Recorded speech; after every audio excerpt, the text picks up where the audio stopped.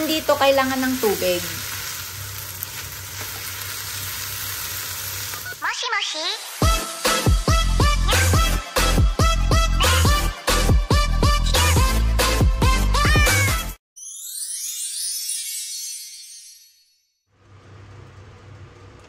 Hi guys! Welcome to my channel.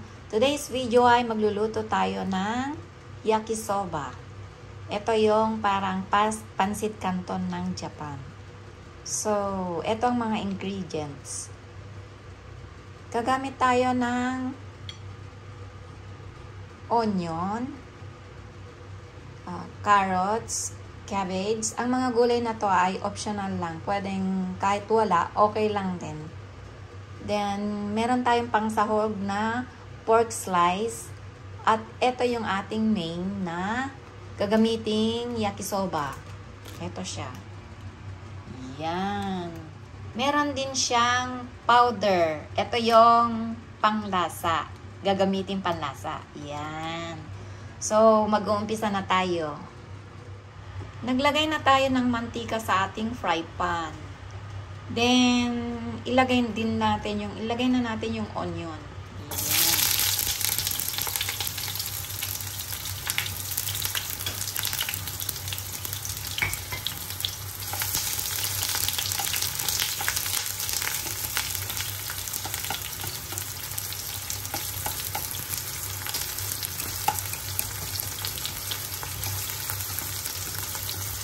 Medyo gisahin lang natin ng konti yung ating onion. Tapos, ilagay na natin yung ating pork slice na pangsahog.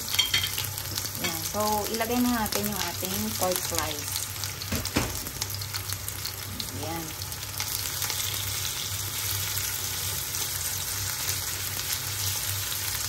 Hayaan lang natin na mag-brown yung ating, isa-gisahin natin hanggang sa mag-brown yung ating pork slice.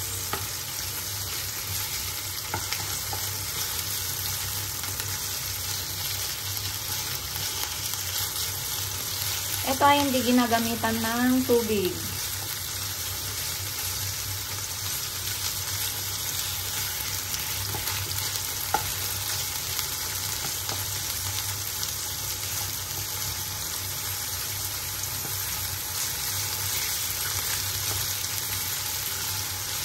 Medyo malapit nang mag-brown yung ating pork.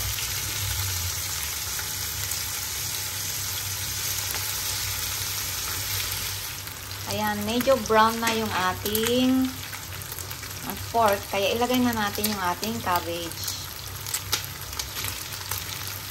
Isama na rin natin yung ating carrots.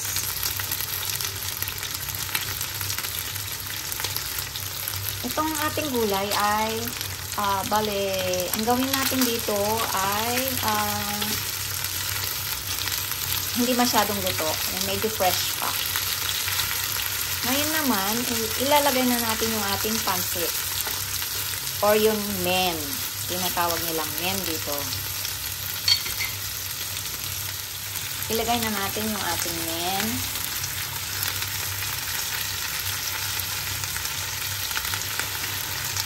Yan. Tapos saka natin halu-haluin.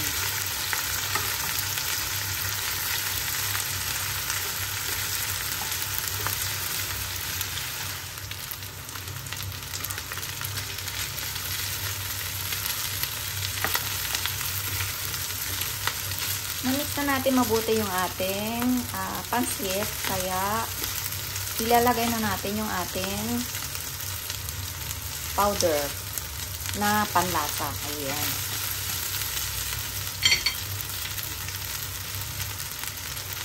Madali lang naman ito maluto. So, ilagay na natin yung ating powder.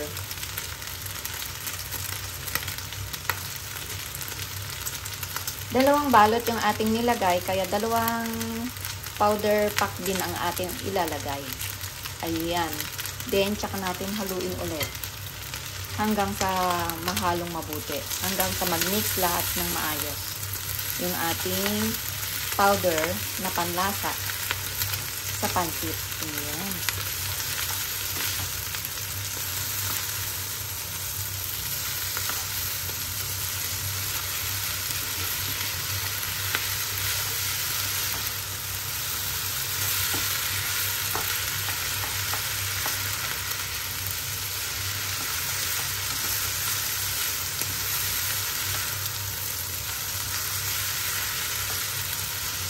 kailangan yung ating powder ay ma-mix mabuti para pantay-pantay yung lasa ng ating pansit.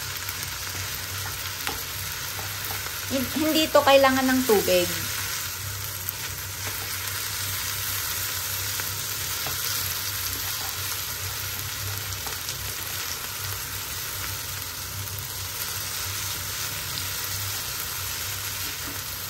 Yan.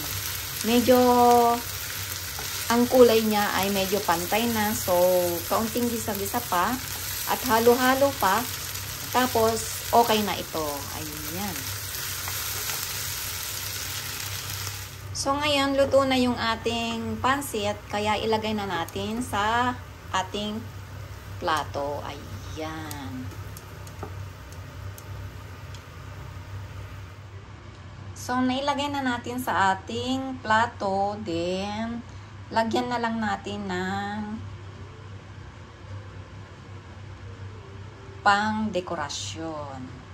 So, ayan na yung ating pansit canton or yakisoba sa Japan. Ayan. Simple lang at madaling lutuin. Ayan. Sana nagustuhan yung ating video for today at don't forget to like, share, and subscribe. Paalam!